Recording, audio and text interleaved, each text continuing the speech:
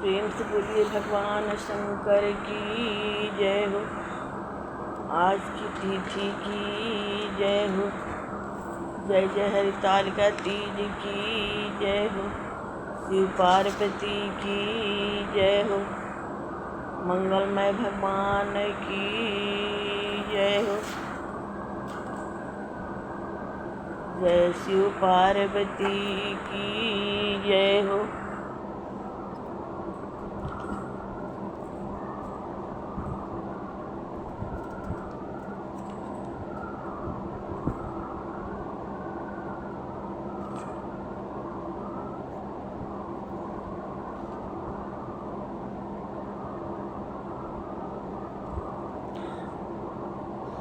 जय जय मंगलमय भगवान की जय।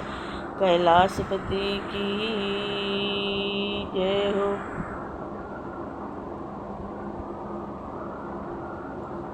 सूत जी कहते हैं कि मंदार माला से जिस पार्वती जी के केश सुशोभित हो रहे हैं तथा जो शिव जी मुंडमाला से अलंकृत है, जो पार्वती जी अत्यंत दिव्य सुंदर वस्त्रों को धारण किए हुए हैं तथा जो शिव जी दिगंबर अस्थि वस्त्रहीन है, ऐसी शोभा वाले जुगल पार्वती जी तथा शिव जी के आगे मैं नमन करता हूँ। मन भावन कैलाश पर्वत के शिखर पर बैठी हुई पार्वती जी कहती है, हे परमेश्वर, आप हमें कोई ऐसा अनूठा गुप्त व्रत या पूजा मंत्र बताइए जो सब धर्मों की अपेक्षा सरल हो।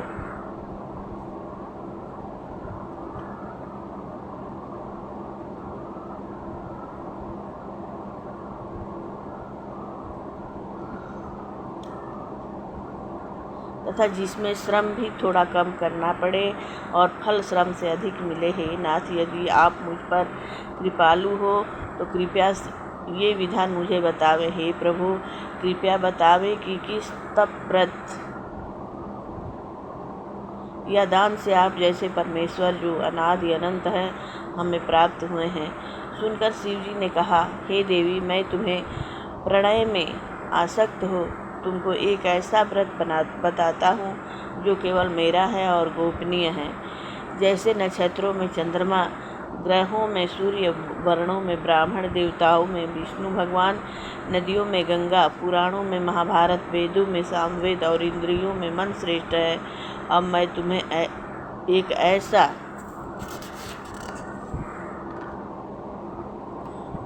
व्रत बताऊंगा जिसका उल्लेख पुराणों, वेदों और स्मृतियों में किया गया है। इसे तुम मन लगाकर सुनो। जिसके प्रभाव से तुमने मेरे अर्ध आसन को प्राप्त किया है, मैं तुम्हें वही बताऊंगा। क्योंकि तुम मेरी प्रीतमा हो, शुक्ल पक्ष की तृतीया तिथि को भाद्रपद मास में हस्त नक्षत्र से युक्त उसके अनुष्ठान से नारियां को पाप कर्मों से मुक्ति मिल जाती है। हे देवी, आज से कुछ समय पहले तुम हिमालय पर इस व्रत का पालन किया था। उसके बाद में मैं तुमसे कहूँगा। पार्वती जी ने पूछा, हे नाथ, आप ही के श्रीमुख से यह सुनना चाहती हूँ कि मैंने उस समय यह व्रत क्यों किया था। शिव जी बोले, भारतवर्ष में उत्तर दिशा की ओर समस्त पर्वतों में श्रेष्ठ हिमवान नामक पर्वत है। उसके आसपास विभिन्न प्रकार की भूमियाँ हैं, साथ ही विविध वृक्षों से आच्छादित है। यह भूमि इन वृक्षों पर तरह तरह के पक्षी, पशु बसेरा बनाए हुए हैं। गंधर्व आदि के साथ वहां जाकर अनेकों देवगण, सिद्धि प्राप्त साधुजन, चारण और पक्षियों के समूह हमेशा प्रसन्नचित्त हो विचरण करते हैं। यहाँ गंधर्व लोग गायन करते हैं और अप्सराएं कीर्तन करती हैं। पर्वतराज के शिखरों पर अनेक प्रकार के स्फटिक, रत्न और वेद मणि आदि की अनेक खाने हैं। यह पर्वत बहुत ऊंचा है, इतना ऊंचा है कि वह अपने मित्र के घर की तरह समझकर आकाश का स्पर्श करता है।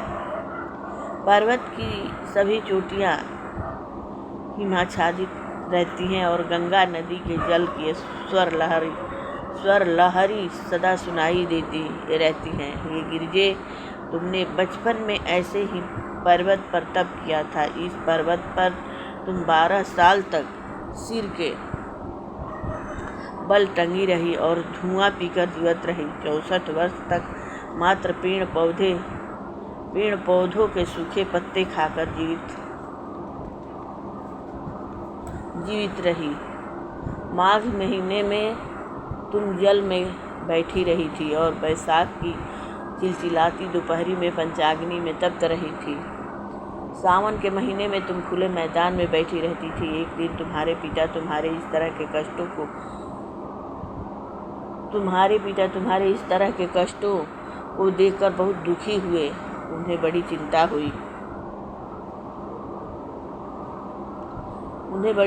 हुई कि ऐसे में मैं अपनी कन्या का हाथ किसके हाथ में दूं।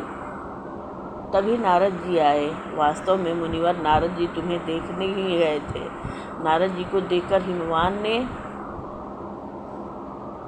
आसन आदि देकर उनकी वंदना की और कहा कि स्वामी, आप यहाँ किस हेतु आए हैं? मैं धन्य हुआ, आपका आना मेरे लिए बड़ा शुभ है। नारद जी बोले, हे पर्वतराज सुने, मुझे विष्णु भगवान ने भेजा है, इसलिए आपके पास आया हूँ। आपका कर्तव्य है कि अपनी कन्या रत्न को किसी योग्य वर को सौंप दीजिए। ब्रह्मा, विष्णु और शिव, इन तीनों में भगवान विष्णु के समान योग्य वर और कोई नहीं हो सकता है। अतः मेरी माने तो अपनी कन्या भगवान विष्णु को प्रदान कर दें। पर्वतराज बोले, भगवान विष्णु ने स्वयं मेरी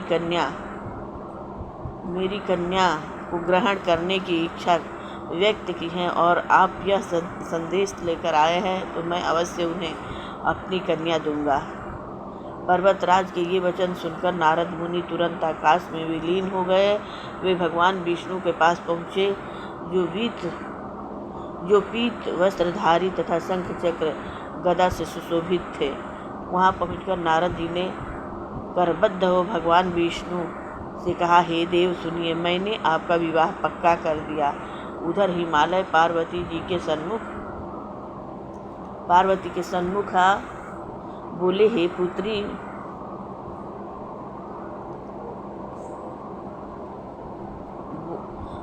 पुत्री, मैंने तुम्हें विष्णु भगवान को समर्पित कर दिया है।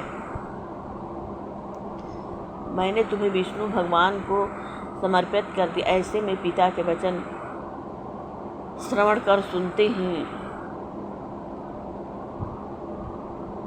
कर तुमने कोई भी उत्तर नहीं दिया और अपनी सखी के पास चली गई।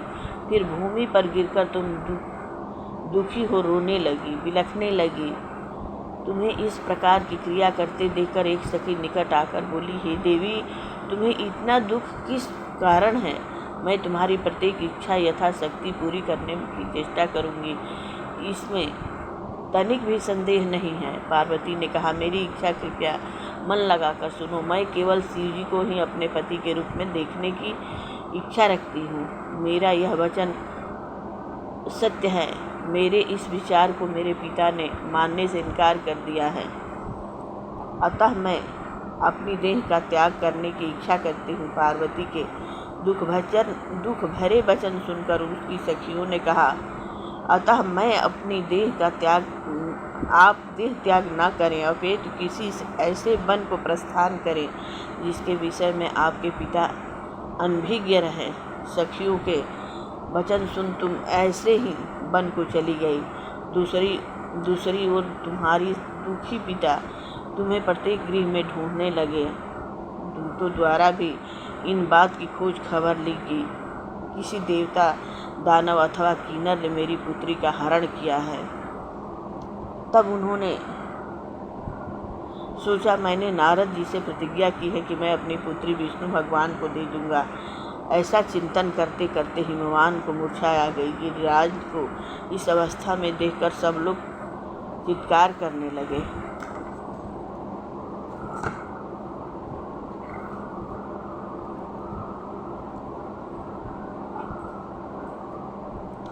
जब उन्हें चेतना आई तो सभी लोग पूछने लगे कि हे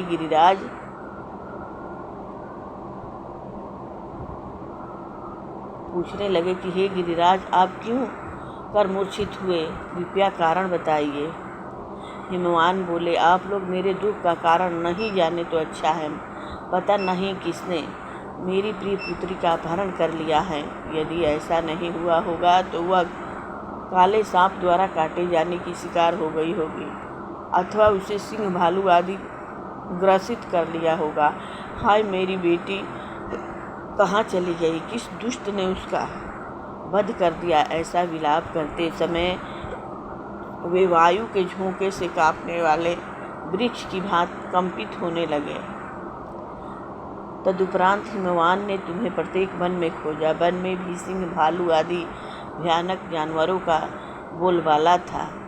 तुम वन में विचरण करती हुई अपनी सखी के साथ ऐसे वन में पहुंची जहाँ नदी प्रवाहित हो रही थी। उस नदी के सुंदर तट पर एक कंदरा थी। तुमने उसी कंदरा में अपना आश्रम स्थापित कर लिया। फिर एक बालुका की प्रतिमा निर्मित कर अपनी सखी सहित बिना आहार किए मेरी आराधना में लीन हो गई।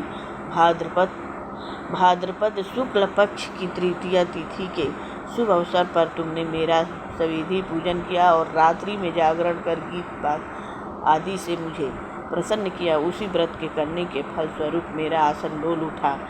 कारणवश मैं उसी क्षण उस स्थान पर पहुंच गया जहां तुम अपनी सखी के साथ निवास कर रही थी। वहां जाकर मैंने तुमसे कहा, हे देवी, मैं तुमसे बहुत प्रसन्न हूँ, तुम इच्छित वस्तु मांगो।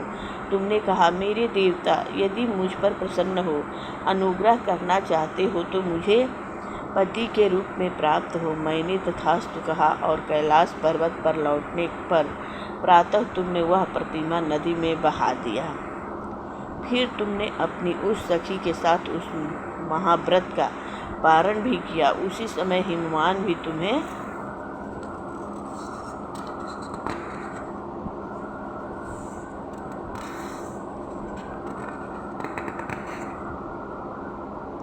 खोजते खोजते वहां आ पहुँचे। चारों दिशाओं में तुम्हें खोजते खोजते तुम्हारे पिता स्थिर हो गए थे। फलस्वरूप जैसे ही वे तुम्हारे आश्रम के निकट आए, भूमि पर गिर गए। कुछ क्षण उपरांत नदी के तट पर उन्हें दो कन्याओं के दर्शन हुए। उन्होंने तुरंत तुम्हें अपनी छाती से लगा लिया और विलाप करने लगे। तदुपरांत बोले, हे पुत्री, सिंह व्याघ्र से भयानक इस वन में तुम किस कारण से आई? तब पार्वती जी ने उत्तर दिया, हे पिता, मैं पूर्व ही स्वयं को शिव जी को समर्पित कर चुकी थी। आपने उनके साथ विवाह की बात नहीं मानी, इसी कारण मैं इस बिहड़ वन को चली आई। हिमवान ने उसे धैर्य बंधवाया व कहा, हे पुत्री, तुम्हारी इच्छा के प्रतिकूल मैं कुछ भी न करूँगा। उसी क्षण वह तुम्हें अपने घर ले आए और मेरा तुम्हारा विवाह संपन्न करा दिया। इसी कारण तुमने मेरा आसन प्राप्त किया है। उस समय से लेकर अब तक किसी अन्य के सन्मुख इस व्रत के विषय में कहने का मुझे अवसर नहीं मिला था। हे देवी, अब मैं तुम्हें वह वृतांत सुनाता हूँ। इस व्रत को हरितालिका के नाम से क्यों कहते हैं? पार्वती जी बोली, हे प्रभु, आपने नाम तो बताया, किंतु इस व्रत की विधि भी बताइए। इस व्रत को करने से क्या पुण्य मिलती है, वह क्या फल मिलता है, तथा कौन इस व्रत को कर सकता है? तब श्री शिवजी पार्वती जी से बोले, प्रिय, नारी जात के हितार्थ में इस उत्तम व्रत को कहता हूँ। स्त्रियाँ जो अपने सौभाग्य को अखंडित देखना नहीं चाहती है, विधि पूर्वक इस व्रत को रखें। सर्वप्रथम केले के स्तंभ आदि से सुशोभित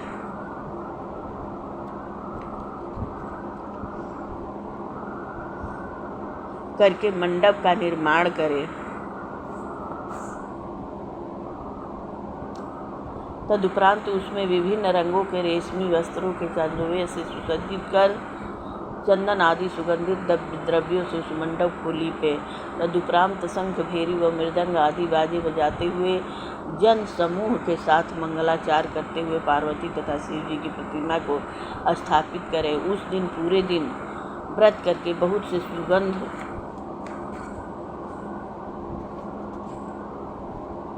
युक्त पुष्प, गंध और सुगंधित धूप तथा विभिन्न नैवेद्य आदि से मेरा पूजन करें। समस्त रात्रि जागरण करें। सभी बताई गई सामग्री के अतिरिक्त नारियल, सुपारी, जमुरी, नींबू, लौंग, अनार, नारंगी आदि जो भी फल उपलब्ध हो एकत्रित कर ले। उस ऋतु में जो भी फल फूल उपलब्ध हो उन्हें खास तरह से रखें। तदुपरांत धूप तथा दीप आदि से सुसज्जित निम्न मंत्रों द्वारा उच्चारण करके आराधना करें। तदुपरांत शिवाय शिवरूपिणे यहाँ से लेकर प्रसन्न भव पार्वती के मंत्रों को उच्चारित करके वंदन करें। तदुपरांत शिवाय शिवरूपिणी यहाँ से लेकर प्रसन्न भव पार्वती तक के मंत्रों को उच्चारित करके वंदन करें। इसका अर्थ है, हे शिवे शिवरूपिणी मंगले, सब संपदाओं की दात्री देवी, हे शिव रूपे आपको नमस्कार है। हे शिवे आपको सर्वदा नमस्कार है। हे ब्रह्म रूपिणी आपको नमस्कार है। हे जग को धारण करने वाली आपको नमस्कार है। हे शेर पर सवारी करने वाली, विश्व के भय से भयभीत मेरे जैसे दरिद्र की रक्षा करे। इस इच्छा को पूर्ण करने हेतु मैंने आपकी आराधना की है। हे पार्वती मुझे राज्य तथा सौभाग्य प्रदान करें। हे पार्वती मुझे राज्य तथा सौभाग्य प्रदान करें। मुझ पर कृपा दृष्टि रखें। मंत्रों के द्वारा पार्वती तथा शिव जी की पूजा करें। उसके बाद तच्चित्तो विधि से कथा श्रवण करें तथा ब्राह्मणों को वस्त्र आदि, गोदान तथा स्वर्ण आदि प्रदान करें। स्त्री पुरुष दोनों मन लगाकर एक साथ आराधना करें। तदंतर वस्त्र आदि जो भी हो उसका संकल्प करें। हे देवी, जो भी नारी विधि से मेरी आराधना करती हैं उसे सब पापों से मुक्ति मिल जाती है तथा वह 7 जन्मों तक तथा सौभाग्य को प्राप्त करती हैं। लेकिन जो नारी तृतीया की तिथि को व्रत आदि न करके भोजन या खान पान करती हैं वह 7 जन्मों तक विधवा रहती है, पुनः पुनः वैद्य को प्राप्त होती हैं। वह सदा दरिद्र रहती है, उसे पुत्र शोक से क्षुब्ध रहना पड़ता है। वह कर्कशा, लड़ाकी, सर्वथा दुखी रहती है। इस प्रकार व्रत रखने वाली नारी को घोर नरक में, व्रत न रखने वाले नारी को घोर नरक में जाना पड़ता है। तीज वाले दिन अन्न आदि के भक्षण से सुकरी, फल भक्षण से बंदरिया, जल पीने से शोक, दूध पान से नागिन, मांस खाने से बाघिन, दही खाने से बिल्ली, मिष्टान भक्षण से चींटी, अन्य वस्तुओं को खाने से मच्छिका के जन्म आदि होते हैं। यदि उस व्रत वाले दिन वो सोती हैं तो वह अजगरी तथा पति को छलने के से मुर्गी बनती हैं। अतः प्रत्येक स्त्री को नियम पूर्वक व्रत करना चाहिए। व्रत के दूसरे दिन सवेरे स्वर्ण, चांदी, तांबा तथा बांस के पात्र में अन्न भर ब्राह्मण को दान दे दे तथा पारण आदि करे। इस प्रकार व्रत वाली नारी को मेरे यानी शिव जी के समान